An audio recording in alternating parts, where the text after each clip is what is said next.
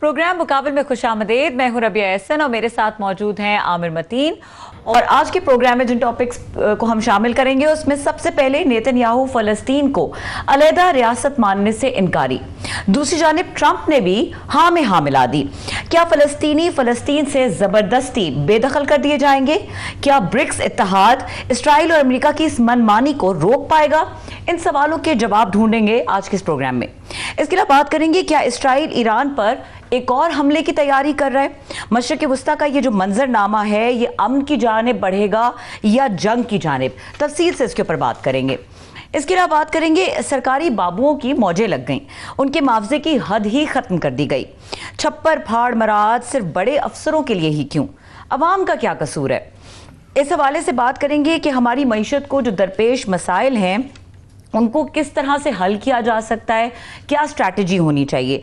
ये तमाम टॉपिक्स हैं जो आज के प्रोग्राम में हम शामिल करेंगे। आमिर साहब, बात करेंगे अमेरिका की और इसराइल की मनमानी के बारे में, लेकिन थोड़ा सा पहले आपका कमेंट चाहिए। ये जो अंदरूनी मनमानियाँ चल रही हैं, ये जिस तरह से हमारे सरकारी बाबू इतनी मेहनत करते हैं, इतना खून पसीना बहाते हैं, इतनी फ़िक्रमंद होते हैं, तो इनके लिए ये जो इस तरह की मरात अनाउंस हो जाती हैं, इनकी कैपिंग ख़त्म कर दी जाती है, कैसे, क्या कमेंट करेंगे? जी, पाकिस्तान में ज़ाहिर है पॉलिसी भी वही बनाते हैं, उन्हीं को खुश रखना चाहिए।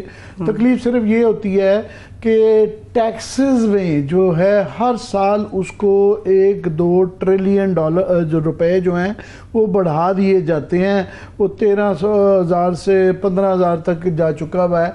और वही तबके जो पुराने थे, जो तनख्वाहदार कब्ज़ा है तबका है, उसके बाद मिडिल क्लास है, इनडायरेक्ट टैक्सेस हैं, और जहाँ पे अपने ख़र्चों की बात आती है कम करने की, वहाँ की बिल्कुल भी कम नहीं किया जाता। पिछले साल बड़ी दाद ली गई थी कि जी ये देखें, एक अजीब इस मुल्क में सबसे बड़ा जो हमारी इकॉनमी को पिछले 10, 20, 30 साल से नुकसान पहुंचा रही है, वो ये हमारे जिन्हें SOEs कहते हैं, स्टेट ओन्ड एंटरप्राइजेस जो हैं, ये वो हैं जो जिनका सालाना जो है वो आप समझ लें कि 500 अरब से लेके 1000 अरब तक का लॉस हर साल।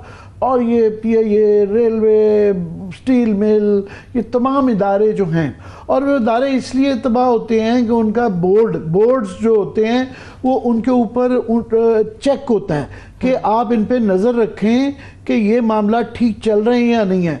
पिछले साल ये एक बहुत बड़ा फैसला करके बहुत ज़्यादा दाद ली गई कि जनाब ये बोर्ड मीटिंग्स में जो सरकारी अफसरान हैं पहले ही अपनी तनख्वाह लेते हैं, मगर वो एक्स ऑफिशियो मेंबर्स होते हैं इन बोर्ड्स के, तो वो जब बोर्ड के मेंबर की मीटिंग में जाते हैं तो उनको नवाजा जाता है। तो उन्होंने कहा जी ये एक बोर्ड की मीटिंग का ये मीटिंग्स में जो जाते हैं तो ये साल के अंदर 10 लाख से ज़्यादा नहीं कमा सकते। याद रहे कि उनकी तनख्वाहें, उनके पर्क्स अलहदा हैं। और बड़ी दाद ली गई कि देखिए गवर्नमेंट ने कमाल कर दिया, प्राइम मिनिस्टर ने जो ऑस्टेरिटी कर दी जो है, तो ये दाद दी गई। अब जो है वो उस पर इम्प्लीमेंट वैसे कोई ख़ास बिल्कुल नहीं हो रहा था। इस साल में भी वही नोट कमाए गए, मगर अब जो है ना वो कैप ख़त्म कर दी है कि जनाब जितना मर्ज़ी कमाएं। और कमाया कितना जाता है आप देखें, कुछ हैं जहाँ पे 1-2 लाख रुपए पर बोर्ड मीटिंग का दिया जाता है। कुछ इदारे हैं जिस तरह फॉर एग्ज़ाम्पल पार्को है, PTCL है। अब ये पार्को के अंदर जो है ना वो पेट्रोलियम का सेक्रेटरी साहब भी होते हैं, फाइनेंस के सेक्रेटरी साहब भी होते हैं। इस तरह ही जो PTCL में IT के सेक्रेटरी साहब होते हैं, फाइनेंस वाले भी शायद आ जाते हों। 2-3 ये मिनिस्ट्रियाँ के जो है ना ये बोर्ड के ऊपर होते हैं। और पार्को की इस तरह के इदारे हैं जिनकी $5000 एक बोर्ड की मीटिंग का देते हैं, और कई दफ़ा 2-3 मीटिंग एक टूर में करवा लेते हैं फॉर एग्ज़ाम्पल। और कई दफ़ा दुबई में, सिंगापुर में ये इनकी जो बोर्ड की मीटिंग रखी जाती है, और उसमें पूरी फैमिली जो है वो बिज़नेस क्लास में ट्रैवल करती है, 5 स्टार होटल में वहाँ पे ठहरती है, और तो $5000 जो है ना तकरीबन इतना तक भी दे देते हैं। और ये 14 लाख रुपया बनता है सिर्फ एक ही बोर्ड की मीटिंग का। और कई दफ़ा होता है कि जी वो 2-2 मीटिंगें भी हो जाती हैं, और कई दफ़ा वो दफ्तर में बैठे हैं, वीडियो में मीटिंग हो गई, उसके भी पैसे आ जाते हैं।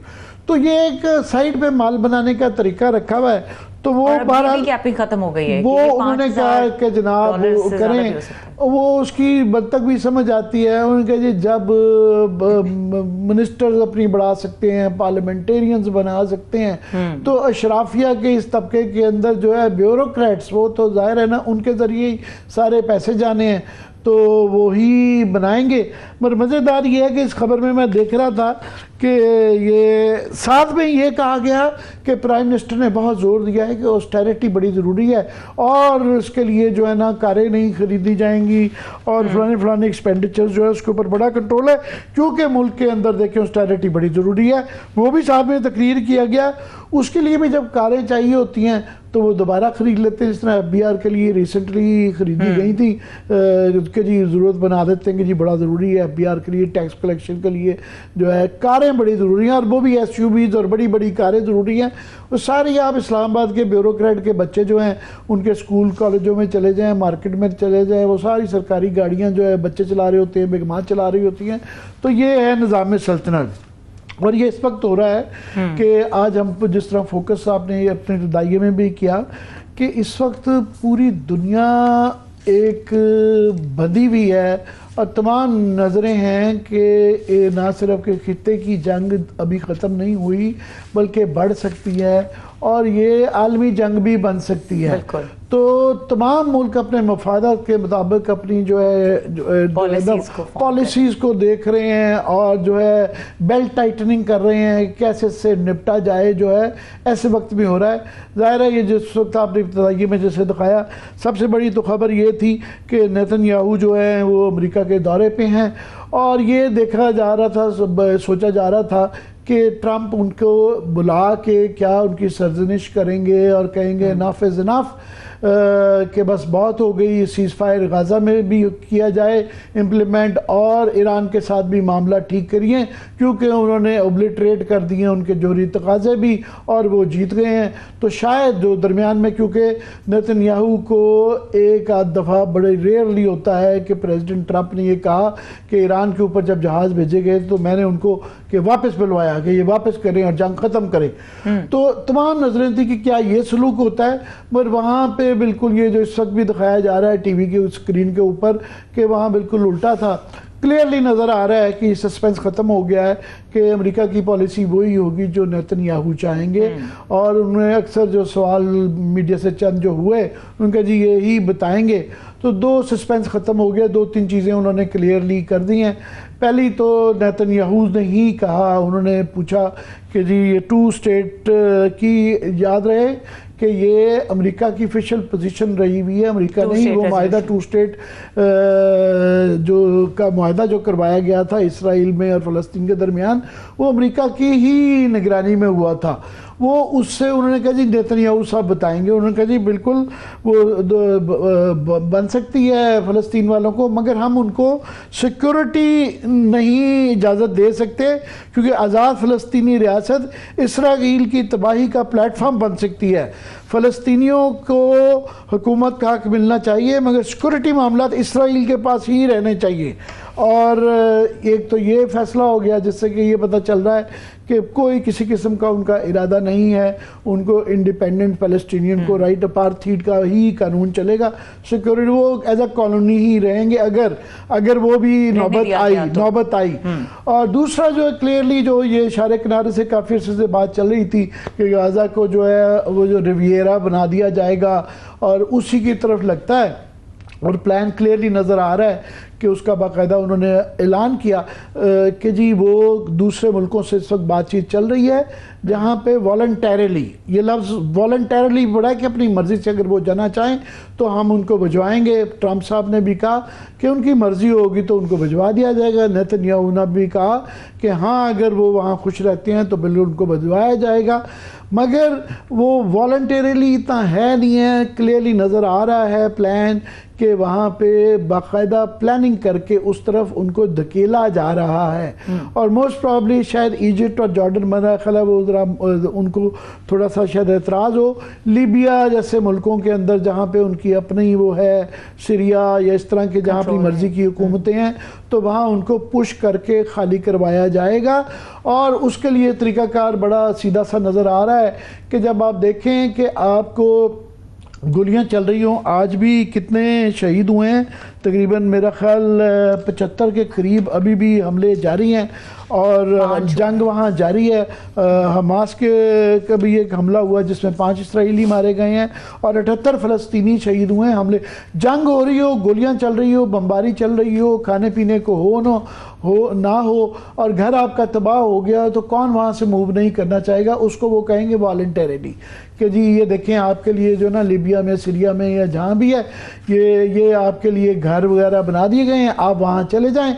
तो उसके बाद जाहिर है वो सारे जो पट्टी खाली हो जाएगी, गज़ा भी खाली हो जाएगा, वेस्ट बैंक में भी आबादियाँ बन जाएंगी, वहाँ भी बन जाएंगी आहिस्ता आहिस्ता। पहले ही जो फिगर्स आ रहे हैं ना, बचाया जाता था कि 60,000 के करीब जो अब जंग में अब तक 2 साल में शहीद हो चुके हुए हैं। अभी मैं गौर कर रहा था कि आबादी जो पहले बताई जाती थी फ़लस्तीनियों की, वो 2.2 मिलियन बताई जाती थी, 22 लाख। अभी मैं सुन रहा था, इसराइली एक मिनिस्टर हैं, वो कह रहे थे 1.8 मिलियन, 18 लाख, मतलब 4 लाख जो है। सो ये खदशा भी है इस बात का कि ये जो बात बताई जाती हैं कि 60,000 के करीब जो है फ़लस्तीनी शहीद हो गए हैं, 12,000 जिनमें बच्चे हैं, ये फिगर शायद बहुत ज़्यादा हो, ये लाखों में हो, अभी नहीं, इसकी एक्यूरेसी इतनी ज़्यादा मौजूद नहीं है। तो वो उसके ऊपर ये वाला एक है। दूसरा, ओवरऑल जो सस्पेंस है कि क्या इन सीज़ फायर हो पाएगा गाज़ा में, और ईरान दोनों की नौयत थोड़ी सी मुख्तलिफ भी है और दोनों जुड़े हुए भी हैं। तो दोनों जगह बातचीत के इशारे तो आए हैं। कतर में इस वक्त हमास की और इसराइलियों की मुलाकातें जारी हैं और वो कह रहे हैं 1-2 हफ्ते में ट्रंप साहब कि शायद इनका कुछ नतीजा निकल आए। इसराइल की सबसे ज़्यादा जोर है अपने जो उनके कैदी हैं वहाँ पे उनको आज़ाद करवाने में। ठीक है आमिर साहब, हमें गेस्ट ने भी ज्वाइन किया है और ये जो आप सब डिस्कशन कर रहे हैं ये बहुत इंपॉर्टेंट पॉइंट्स हैं जो आई थिंक इस वक्त सिर्फ हम डिस्कस नहीं कर रहे, पूरी दुनिया इसके ऊपर बात कर रही है। हमें ज्वाइन किया है डॉक्टर अवैस सलीम, एनालिस्ट हैं, वाशिंगटन से लाइव हमारे साथ मौजूद हैं, उनको वेलकम करेंगे। साथ ही अवैस तौहीद जर्नलिस्ट और एनालिस्ट है, इन्होंने भी हमें ज्वाइन किया है। दोनों गेस्ट को वेलकम करेंगे। अस्सलाम वालेकुम जी। अवैस दोनों ही अवैस हैं, Awais with N A and Awais with N O. तो अवैस विद एन ओ से इजाज़त लेते हुए मैं डॉक्टर अवैस सलीम साहब अमेरिका में हैं, ये हमारे पहले सहाफ़ी हमारे साथ सहाफ़त करते रहे हैं, अभी वहाँ प्रोफेसरी करते हैं। डॉक्टर साहब, ये बड़ा सस्पेंस था कि नेतन्याहू जब अमेरिका में आएंगे तो वहाँ से क्या उनको ज़ोर लगा के ट्रंप साहब सीज़ फायर की तरफ और जंग बंदी की तरफ नज़र आएंगे या उनकी मर्ज़ी के सलूशन होंगे? आप क्या लग रहा है इस मुलाकात की जो नतीजे में जो बयानात आए हैं, आपको क्या लगता है क्या होने जा रहा है गाज़ा में? बहुत शुक्रिया। देखिए, मैं तो इस मीटिंग की जो रिपोर्टिंग देख रहा हूँ कल से अमेरिकी मीडिया में ख़ास तौर पर, उसमें यह कहा जा रहा है इंडिपेंडेंट एनालिस्ट की तरफ से, जो नज़र भी आता है कि एक यक तरफा विक्ट्री लैप किया है डोनाल्ड ट्रंप ने और नेतन्याहू ने, और उन्होंने वो उन दावों को दोहराया है जो पिछले कुछ अरसे में वो दोनों करते रहे हैं, अगरचे ऑन ग्राउंड उनकी रिफ्लेक्शन उस तरह से नज़र नहीं आती। अब अगर हम गज़ा की बात करें तो 21 महीने इस जंग को हो गए हैं और डोनाल्ड ट्रंप बार बार ये कहते हैं कि जो सीज़ फायर है वो अचीव करना बड़ा आसान है, और नेतन्याहू की भी ये डिमांड है कि हम डिसमेंटल कर देंगे हमास को भी और हम एक तरफा अपनी शराइत पर अमन अचीव कर लेंगे, लेकिन वो उस तरह से मुमकिन हो नहीं पाया है अभी तक। कल भी जब डोनाल्ड ट्रंप से इस बारे में सवाल हुआ तो उन्होंने डिफ्लेक्ट कर दिया उसको नेतन्याहू की तरफ। नेतन्याहू ने भी उसका बड़ा मुबहम सा जवाब दिया। जो इन दोनों की ऑप्टिक्स थी उससे अगर हम थोड़ा सा डाइग्रेस हो के नज़र डालें तो एक सेपरेट टीम भी इसराइल की इसी दौरान कतर पहुंची हुई है, जो वहां हमास से एक थर्ड पार्टी के जरिए मुज़ाकरात करने की कोशिश कर रही है, लेकिन खबरें ये हैं कि उसमें भी नेतन्याहू की हिदायत यही हैं कि शराइत इसराइल की होंगी। तो इस तरीके से, और शराइत भी ऐसी हैं कि जी हमास पूरी तरह से डिसमेंटल हो जाए, वो गजा का इलाका छोड़ जाएं, और जो है उसके बाद फिर सोचेगा इसराइल कि उन्होंने अपनी फौजों को वापस बुलाना है, जंगबंदी पूरी तरह करनी है या नहीं, पूरी तरह उनके जो यरगमाली हैं उनको रिहा किया जाए। तो इस तरह एक तरफा तौर पर तो ये होना मुझे नजर नहीं आता। हाँ, ये जरूर है कि जो एक ख्याल अमेरिका के अंदर था पिछले कुछ अरसे से कि शायद अमेरिका अपनी इंटरनल वजूहात की वजह से, अपनी मईशत की वजह से पूरी तरह ईरान के साथ खड़ा नहीं हो पा रहा है या उनको हिमायत नहीं कर पा रहा है। वो ईगो मसाज मेरा ख्याल है कि नेतन्याहू ने इस मीटिंग में ज़रूर किया है। उनको नोबेल इनाम के लिए नामजद भी कर दिया है। पाकिस्तान के बाद वो दूसरा मुल्क बन गए हैं, और मेरा ख्याल है कि ये बड़ी कैच 22 सिचुएशन हो गई है अब पाकिस्तान के लिए। तो वो जो ऑप्टिक्स की गेम थी और दुनिया पर यह जाहिर करना कि अमेरिका पूरी तरह इसराइल के साथ खड़ा है, वो इसराइल ने इसमें जरूर अचीव किया है। लेकिन अमन का ख्वाब या सीज फायर का ख्वाब, चाहे वो ईरान के हवाले से हो या इसराइल के हवाले से हो, वो बड़ी दूर है। आपको जी डॉक्टर साहब, मैं आपकी इजाज़त से अवैस तोईद साहब, इनको हम प्यार से हमारे बड़े पुराने कुलीग हैं, ओटी कहते हैं। ओटी बहुत अरसा बीबीसी के साथ वाबस्ता रहे, वॉइस अमेरिका में भी रहे। मैं बीबीसी के लिए इनको ये एजाज़ हासिल है कि ये यरूशलेम इसराइल जाके रिपोर्टिंग भी करते रहे हैं, सो वहाँ की लोकल सिचुएशन से बहुत ज़्यादा आगाही रखते हैं। अवैस, वैसे तो ये जो डॉक्टर साहब कह रहे थे कि मजाक ही है कि जिस तरह मोहल्ले के कसाई से सर्टिफिकेट किसी की शराफत का लेना, कि नेतन्याहू जो है नोबेल पीस प्राइज़ के लिए जो है रिकमेंड कर रहे हैं। पर मैं आपसे जो पूछना चाह रहा हूँ वो ये जो कहा जा रहा है कि जी वॉलंटरली जो वहाँ से फ़लस्तीनी दूसरे मुल्कों में जाना चाहें तो उनको बिल्कुल नहीं रोका जाएगा, ये क्या मंसूबा नज़र आता है और ये कितना का वॉलंटरी है? देखिए आमिर, शुक्रिया। सबसे बड़ी बात तो ये कि ये इलाका मेरा देखा हुआ है, गजा की पट्टी और ये पूरा वेस्ट बैंक, रामाला और हाइफा इवन पोर्ट सिटी। ये जो गाज़ा है, जाहिर बात है कि हम सबको अब पता है कि ये बीच पे राफा है, बॉर्डर क्रॉसिंग है, और उसके बाद फिर इजिप्ट है। तो ये तो जब 7 अक्टूबर के बाद जब ये जेनोसाइड शुरू हुआ, वॉर शुरू की, इम्पोज की गाज़ा के मासूम फ़लस्तीनियों के ख़िलाफ़, तो उस वक्त ही एक मंसूबा नज़र आ रहा था। और नेतन्याहू ये कह रहे थे कि जी इजिप्ट और जॉर्डन जो है वो इनको एक्सेप्ट कर ले और हम यहाँ पे हमास का खात्मा करेंगे। और उन्होंने अंधाधुंध जो बमबारी की, जिसमें अस्पताल, स्कूल, कॉलेज, और अब तो ये जाहिर बात है इस गम अलम की दास्तान आमिर किस तरह हम बयान कर सकते हैं जब माएँ और बाप जो है कपड़ों के टुकड़ों के अंदर बच्चों की लाशें लेके जो है वो जा रहे हों, और गज़ा की तलाश के अंदर जो है जब वो अपना बर्तन खाली जो है वो रख रहे हों, उसमें गज़ा डाल रहे हों लोग खुराक, तो उस वक्त ये बमबारी करें और जान पूछ के लोगों को शहीद करना, ये तो एक लंबी दास्तान है। लेकिन ये प्लान पहले ही था। अब तो आमिर ये है कि जो कल की मुलाकात है जिसके अंदर एक डाइनिंग टेबल में और आमने सामने बैठी हुई है नेतन्याहू की टीम और ट्रंप की टीम, और फिर मार्को रूबियो से भी मुलाकात हुई अलग इस पूरी टीम की।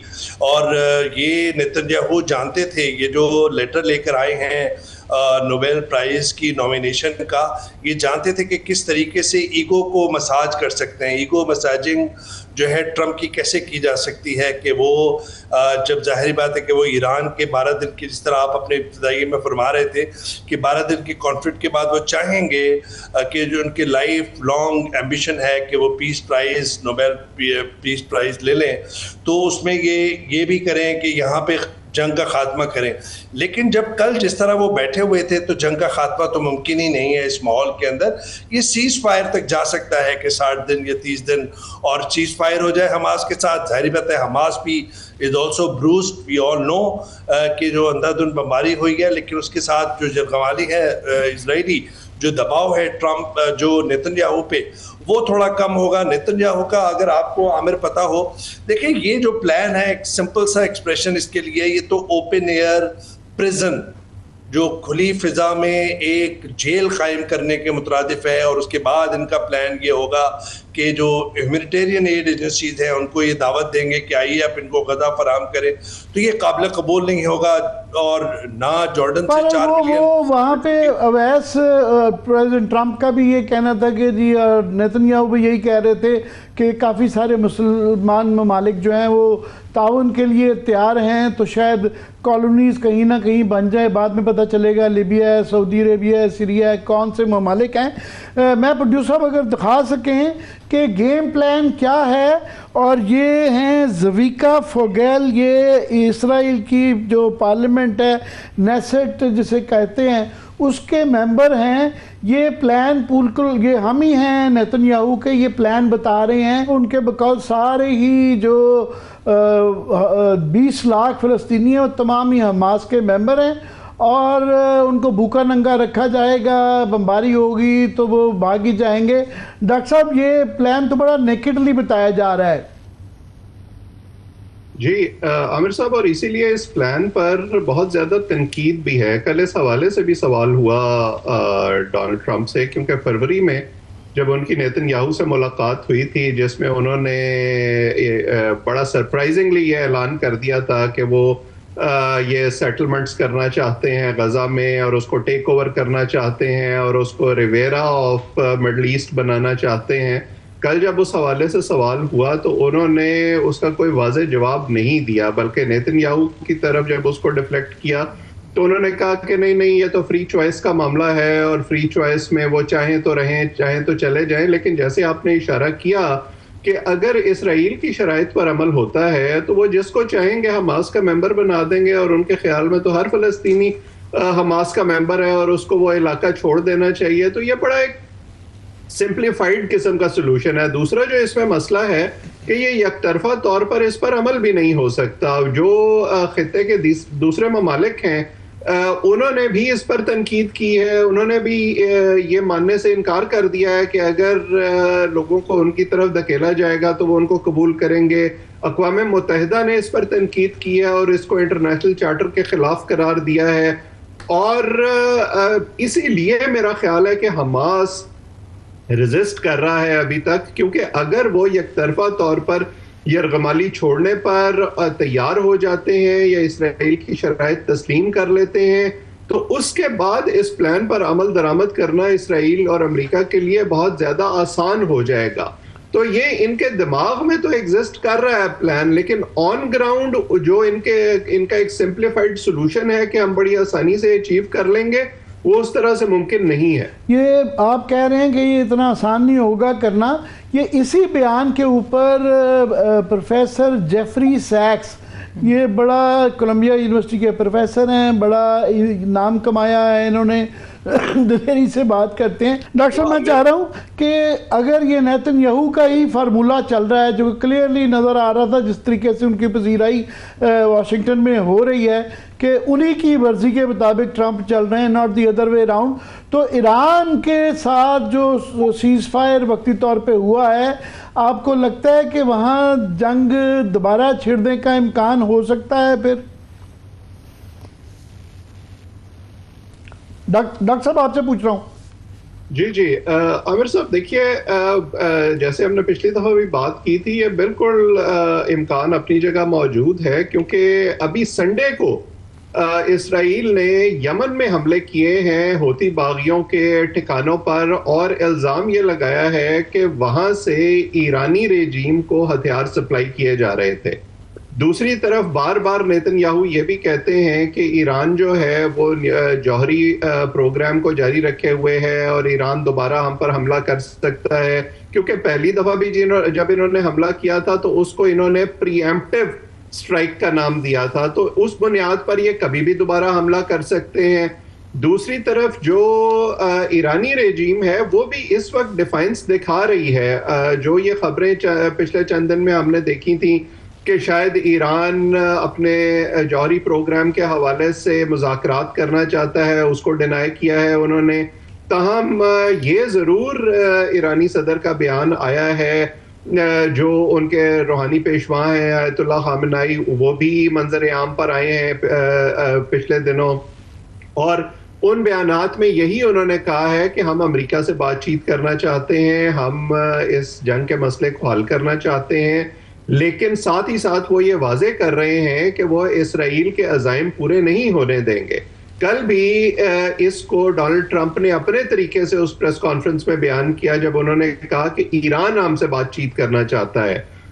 मसला ये है कि जो कॉमन डिनोमिनेटर है, चाहे हम गजा की बात करें या ईरान की बात करें, वो इसराइल है।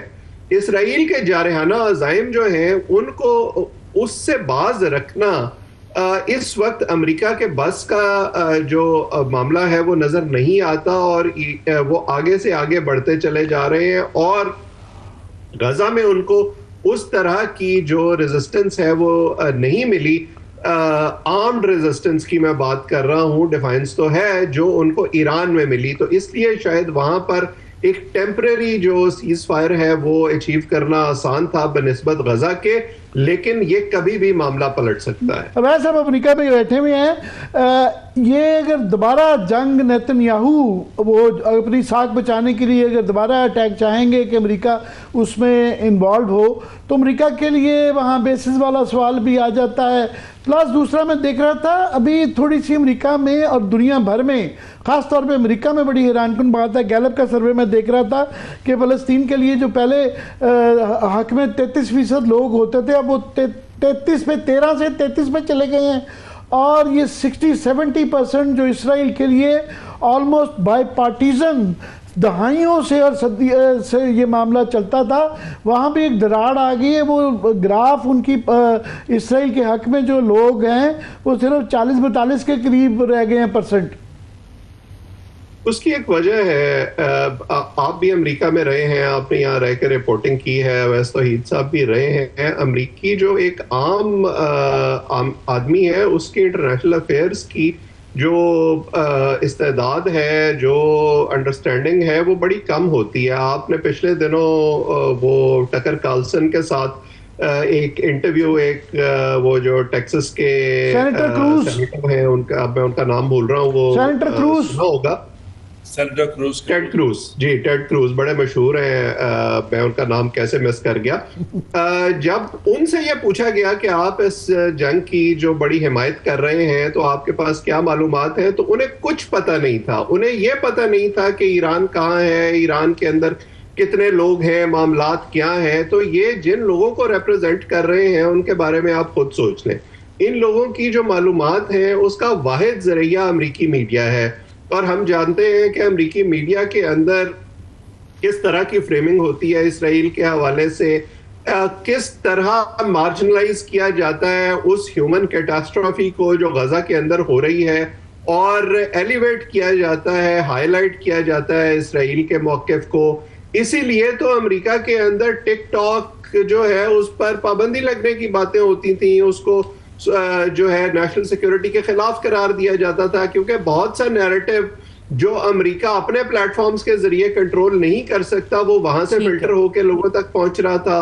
फिर एक फटीग भी होती है जो कुछ अरसे के बाद लोग डिसेंसिटाइज होना शुरू हो जाते हैं। इसके बारे में बहुत सी एकेडमिक थ्योरीज भी हैं, लेकिन वो बहुत खुश्क हो जाएगा तो उस तरफ नहीं जाते। तो मेरा ख्याल है वो मामला है। फिर अमेरिका के अंदर जो माशी सूरत हाल है इस वक्त, वो सबसे बड़ा मसला है लोगों के लिए, क्योंकि शायद वक्त महदूद हो गया है। लास्ट वर्ड्स अवैस के कितना आसान होगा ईरान के साथ दोबारा जंग करना अमेरिका के लिए फैसला?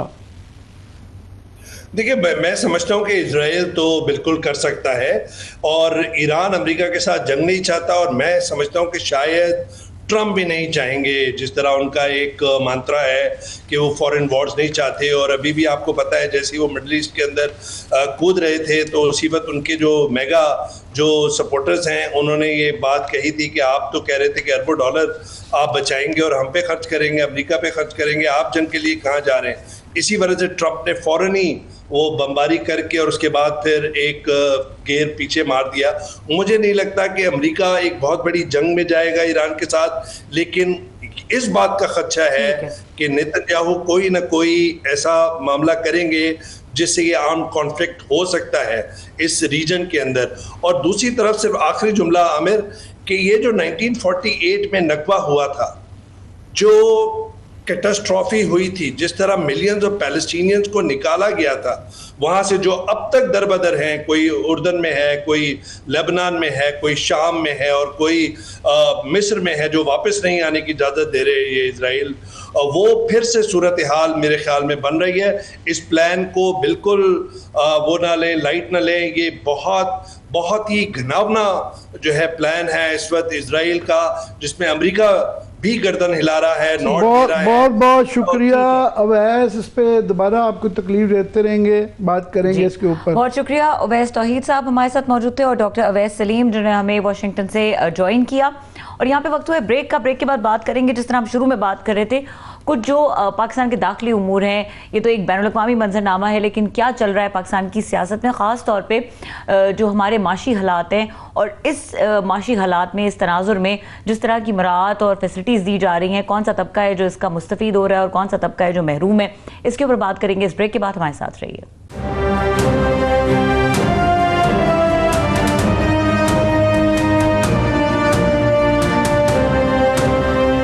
Welcome back. और अब हम बात करेंगे आमिर साहब, ये जो आप बात कर रहे थे प्रोग्राम के शुरू में, जब हम इंटरनेशनल डिस्कशन के ऊपर गए हैं, उससे पहले हम बात कर रहे थे कि जो हमारी ब्यूरोक्रेसी के लिए जो मराहत हैं, उसका एक ना ख़त्म होने वाला सिलसिला हमें नज़र आ रहा है। तो किस तरीके से इस मामले को आप आगे बढ़ता हुआ देख रहे हैं कि कहाँ जाके रुकेगा मामला?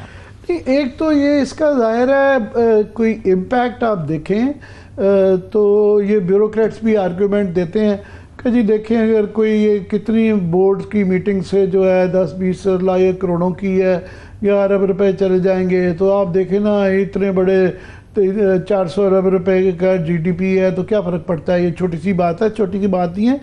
एक तो ये एक सिंबॉलिक चीज़ होती है कि गवर्नमेंट ये मैसेज देती है कि जनाब ये हम आपसे सिर्फ टैक्स नहीं निकलवा रहे, आप पे बर्डन नहीं डाल रहे, हम एहसास कर रहे हैं, हम भी शेयर कर रहे हैं। दूसरा, बिल्कुल आप दो तरीके से है ना, या आप अपनी आमदनी बढ़ाएं या अपने खर्चे कम करें। जब आपकी आमदनी नहीं बढ़ रही, क्लियरली नज़र आ रहा है कि हमारी इंडस्ट्री भी जो है वो भी नीचे, ख़ासतौर पे लार्ज स्केल मैन्युफैक्चरिंग जो है वो नीचे जा रही है। आज ही मैं हफीज़ पाशा साहब का देख रहा था कि इन्वेस्टमेंट नहीं आ रही है। लोकल बंदा जब इन्वेस्टमेंट नहीं करेगा तो बाहर का FDI फॉरेन डायरेक्ट इन्वेस्टमेंट कहाँ से होएगी।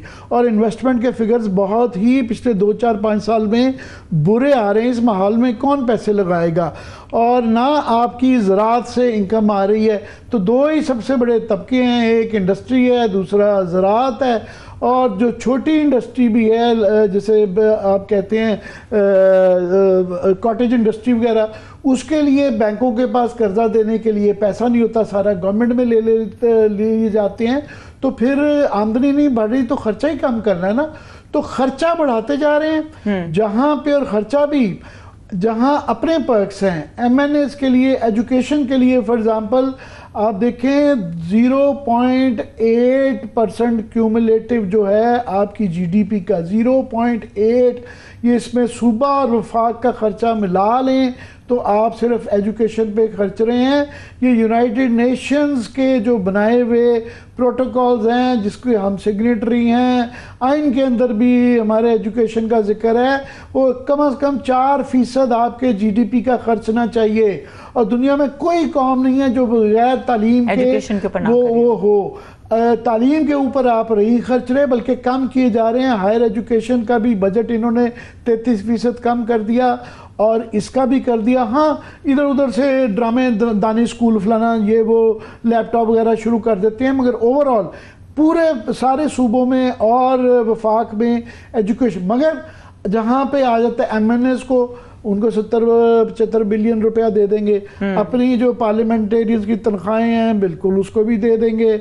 उसके बाद जी वज़रा की, स्पीकर की, उसके बाद पार्लियामेंट हाउस की जो ओवरऑल खर्चे, PM हाउस के, प्रेसिडेंसी के, ब्यूरोक्रेट्स के, गाड़ियों के, और फिर ये जो बोर्ड के मीटिंग है वो बढ़ते जाते हैं। तो हमें इन्होंने बड़ा तकरीरें की थी प्राइम मिनिस्टर की, आपको भी याद होगी कि जी हम गवर्नमेंट का साइज छोटा कर रहे हैं और ये, मगर बस की बात है कि एक अजीब लोगों की इंटेलिजेंस की बेइज्जती करते हैं कि उसी सांस में जिस सांस में ये बार हटाया गया, अब देखिए इस गवर्नमेंट को ना डर नहीं रह गया, इनको बिल्कुल परवाह नहीं है। एक बिल्कुल जो है इवन मार्शलाओं की जो डिक्टेटरशिप्स भी रही हैं उनको भी पब्लिक ओपिनियन का ख्याल होता था कि यार ये पब्लिक नाम की चीज़ है, हालांकि वोट नहीं उन्होंने लेना होता था।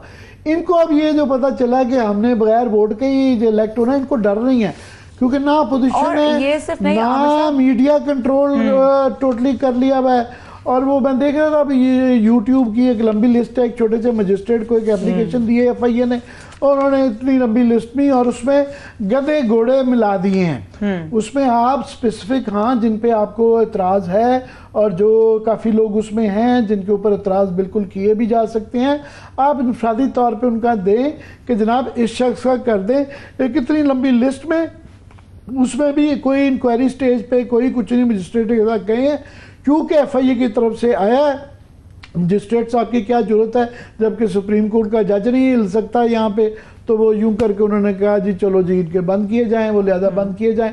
सो ना मीडिया बीच में बोल सकता है ना अपोजिशन के, आपने जिस तरह पंजाब में आप जो बोलने वाला होता है उसके 26 बंदों को वो कहेंगे असम्बली से भी बाहर फेंक देंगे, और ना चेक जुडिशरी का रह गया है। तो फिर इनको परवाह नहीं है कि वरना गवर्नमेंटें डरती हैं कि यार इस तरह का हमने पिछले साल क्रेडिट लिया था कि ये बोर्ड की मीटिंग का सिर्फ मामला नहीं है, मामला ये है कि आप जब एक ब्यूरोक्रेट एक जिसका बोर्ड की मीटिंग में क्यों जाता है कि वो चेक रखे कि ये इदारा सही चला रहे हैं कि नहीं चला रहे, वो अपनी फी को जब वो उसको बोर्ड की मीटिंग अटेंड करने के लिए $5,000 दे देंगे, बीवी बच्चों को भी जो पर्क्स दे देंगे, सैर का वहाँ पे उसका वो उसके बाद उसने फिर तनकीद करनी, उसने कहना वेरी गुड जनाब ये जो आप 1 अरब ये 100 अरब रुपए का लॉस कर रहे हैं इसको 150 भी कर रहे हैं, मैं आपको प्रोटेक्ट करने के लिए मौजूद हूँ, मैं फाइनेंस मिनिस्टर हूँ, ये भी बात कर मैं प्रिंसिपल आपका अफसर हूँ। साथ में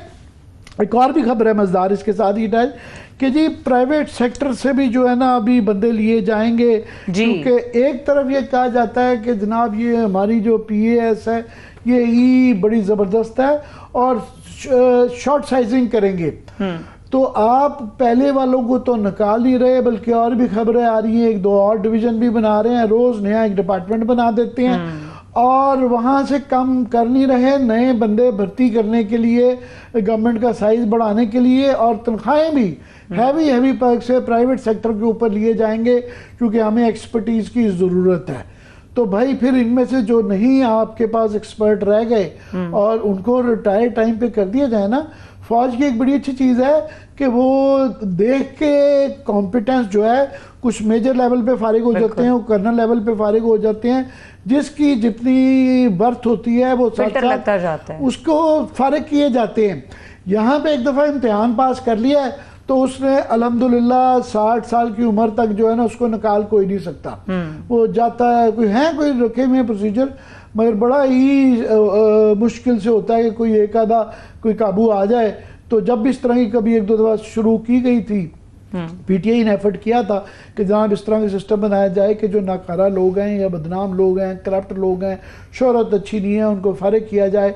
तो यहाँ बड़ा शोर मचा दिया गया, तो वो तो नहीं किया जाता मगर साइज ऑफ द गवर्नमेंट जो है ना वो बढ़ता जाता है, एक्सपैंड होता जा रहा है। मैं बाय द वे ये नदीमुल हक साहब की इस पे बड़ी अच्छी एक ट्वीट आई है, अगर क्विकली आमिर साहब बस बिल्कुल हमारे पास लास्ट मिनट है, so this is the last minute, इस पे कल बात करेंगे फिर।